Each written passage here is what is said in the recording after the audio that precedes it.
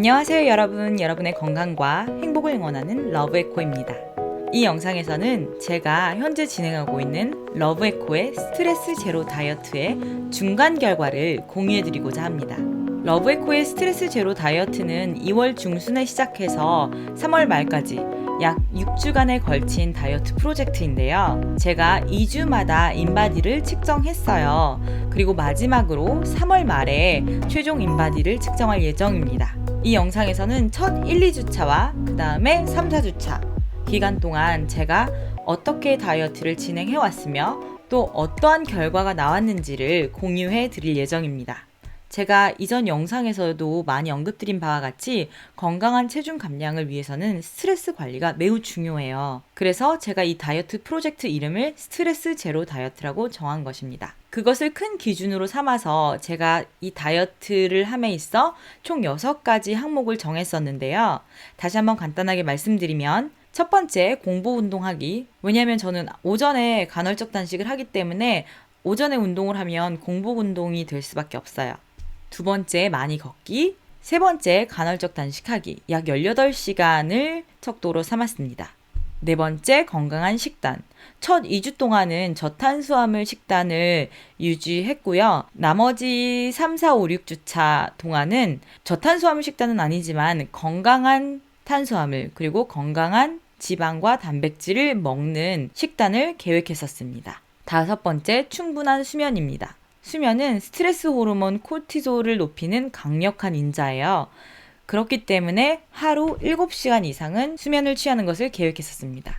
여섯 번째, 기도 또는 명상하기. 기도 또는 명상이 스트레스 호르몬인 코르티졸을 현저하게 줄여주는 효과가 있다는 연구 결과가 있습니다. 그래서 첫 2주, 1, 2주차의 결과를 보여드릴게요.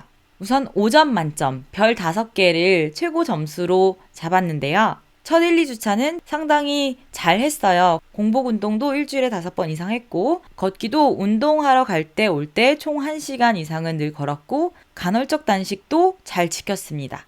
식단도 건강한 식단으로 잘 유지했는데 제가 별 하나를 뺀 이유는 이 기간 동안 제가 단백질 바와 같은 대체 식품을 조금 많이 먹었어요. 물론 그 제품의 성분이 좋지만 그래도 제가 바로바로 조리해서 먹는 것보다는 건강한 식단이 아니기 때문에 어쨌거나 가공된 식품이죠. 그래서 별 하나를 뺐습니다. 그 대신 저탄수화물 식단을 잘 지켰어요. 그리고 다섯 번째, 충분한 수면인데요. 이때도 하루 7시간 이상 수면을 취하지 않은 날들이 조금 있었어서 별 하나를 뺐습니다. 그리고 마지막으로 기도 또는 명상은 주 5일 이상은 잘 유지했기 때문에 별 5개를 줬습니다. 그래서 총점이 4.5점이고 상당히 잘 지킨 첫 2주였습니다.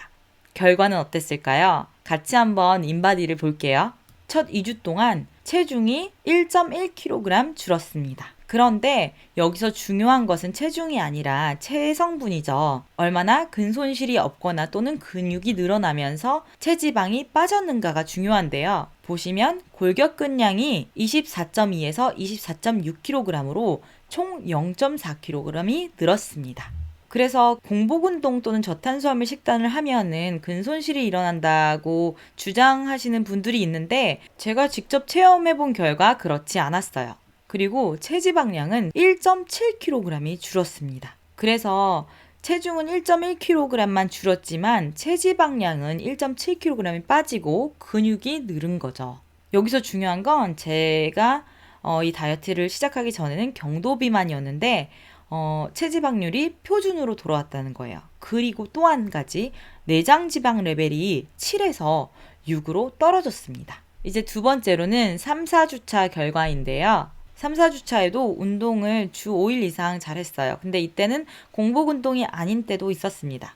그리고 두 번째로는 걷기인데요. 이때 미세먼지가 좀 심한 날들이 많았어요. 그래서 운동을 걸어서 못 간 날들도 좀 있는데 그 외에는 최대한 많이 걸으려고 노력을 했기 때문에 4점을 줬고요. 세 번째로 간헐적 단식은 3점을 준 이유가 제가 제 몸에 새로운 변화를 좀 주고 싶었고 저녁에 인슐린 수치가 더 높아진다고 하기에 원래는 아침에 단식을 하는 패턴이었는데 저녁 단식으로 바꿔보려고 했었어요, 이때. 그런데 결과적으로는 아침도 먹고 점심, 저녁 총 3끼를 다 먹게 되더라고요. 그래서 단식 시간이 좀 많이 짧아졌었습니다. 그리고 네 번째로 건강한 식단인데 1점을 줬어요. 이때 식단을 진짜 잘 못 지켰습니다. 제가 여러분들께 최대한 피하라고 했던 정제 탄수화물, 대표적인 예로는 빵을 좀 많이 먹었어요. 이때는 정말 다이어트 식단이라고도 생각할 수 없을 만큼 식단이 좋지 않았기 때문에 1점을 줬습니다. 그리고 5번째로는 충분한 수면인데 이때 정말 그 어느 때보다 근 1, 2년을 통틀어서 제일 잘 잤어요. 그리고 6번째로는 기도 또는 명상인데 이것도 조금 빼먹은 날이 많이 있었습니다. 그래서 총점은 3.5점이었습니다. 여기서 특징은 제가 식단을 좀 잘 못하고 간헐적 단식 시간이 좀 짧아진 건데요. 이렇게 식단을 잘 못 지켰을 때 인바디가 어떻게 나왔는지 한번 살펴볼게요. 저는 솔직히 이때 살이 더 찌진 않았을까 걱정을 했었어요. 그런데 의외의 결과가 나왔어요. 일단 체중을 보시면 0.6kg이 늘었죠. 그래서 저도 집에서 그냥 체중을 쟀을 때는 식단을 잘 못 지켜서 살이 쪘구나 라고 생각을 했는데 인바디를 보니 근육이 0.7kg이나 늘었고 체지방이 의외로 1kg이 줄었어요. 물론 첫째 주보다는 체지방이 많이 줄지는 않았지만 그래도 생각했던 것보다 체지방도 많이 줄었고 근육이 특히 많이 늘었죠. 그래서 3, 4주차에 왜 이런 결과가 나왔을까라고 생각해 봤더니 역시나 스트레스 해소에 강력한 인자인 운동과 수면 때문인 것 같습니다. 제가 이 기간 동안 운동을 즐겁게 했고 또 수면도 정말 잘 취했거든요. 그래서 잘 먹고 잘 자고 운동도 열심히 했더니 근육이 많이 늘었던 것 같고 또 이렇게 스트레스 해소가 잘 되니 체지방도 덤으로 감량이 됐던 것 같습니다. 식단이 좋지 않았음에도 불구하고. 전체적으로 변화 추이를 다시 한번 보자면 첫 2주에 체중이 줄었고 그 다음 2주에는 체중이 늘었습니다. 근데 요거는 제가 첫 2주 동안 저탄수화물 다이어트를 했잖아요. 저탄수화물 다이어트를 하게 되면 근육에 저장된 글리코겐이 수분과 함께 빠지기 때문에 체수분이 많이 줄어들어요. 그래서 체수분 자체가 조금 더 낮기 때문에 체중 감량이 더 많이 됐던 거고 나머지 2주에서는 제가 저탄수화물 식단을 하지 않았고 그리고 말씀드린 것처럼 탄수화물 좀 많이 먹었다고 말씀드렸잖아요. 그래서 이제 근육에 글리코겐이 많이 저장되었을 테고 이제 동시에 수분도 많이 저장이 되었겠죠. 그래서 체수분 레벨이 조금 올라갔고 당연히 체중도 그에 따라 올라갔습니다. 그런데 이렇게 수분에 의한 체중은 중요치 않고 중요한 거는 근육과 체지방, 체성분이죠. 다이어트를 하면서 근육이 늘고 체지방이 줄어드는 게 사실 제일 어렵고도 이상적인 다이어트인데요.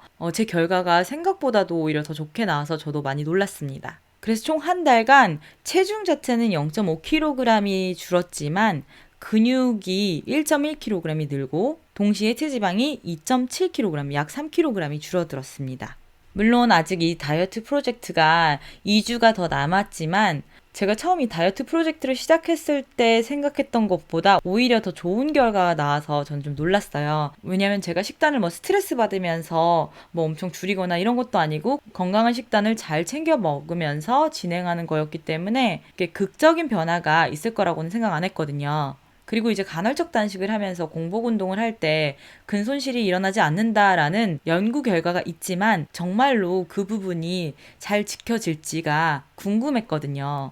특히나 여성의 경우에는 이 부분이 조금 어렵다고도 얘기를 많이 들어서 걱정을 많이 했었는데 제가 간헐적 단식을 유지하면서 공복 운동을 했음에도 불구하고 근육이 1.1kg가 늘었습니다. 그래서 지금까지 경험과 결과를 토대로 제가 여러분들께 전달드린 메시지가 실제로 효과가 있다는 그리고 좋은 효과가 있다는 것을 입증할 수 있게 되었던 것 같고요. 다만 한 가지 제가 추가로 말씀드리고 싶은 거는 무언가를 하지 말아야 된다고 너무 집착하게 되면 오히려 더 역효과가 나는 것 같아요. 제가 식단 같은 경우에 인스타그램에 이제 매일매일의 식단을 공유하다 보니까 강박관념이 생기더라고요. 정제탄수화물 먹지 말아야 되는데 이건 먹으면 안 되는데 이건 올리면 안 되는데 자꾸 이렇게 생각을 하니까 오히려 더 그런 음식에 집착을 하고 평소에 잘 먹지도 않았는데 더 먹게 돼서 식단이 많이 무너졌습니다. 그래서 이제 무엇을 먹지 말아야지라는 부정적인 생각보다는 이렇게 좋은 음식을 잘 챙겨 먹어야지라는 생각을 조금 더 가지고 남은 2주간을 실행해 보려고 합니다. 그래서 다음 2주간은 제가 3, 4주차 때 잘 못 지켰던 건강한 탄수화물, 지방, 단백질을 골고루 잘 먹으면서 나머지 항목을 잘 지켰을 때 어떠한 결과가 나올지 여러분들께 보여드리겠습니다. 그래서 마지막 최종 결과까지 여러분들 꼭 지켜봐 주세요. 지금까지 시청해주셔서 너무 감사드리고 모두의 건강 그리고 행복을 응원합니다.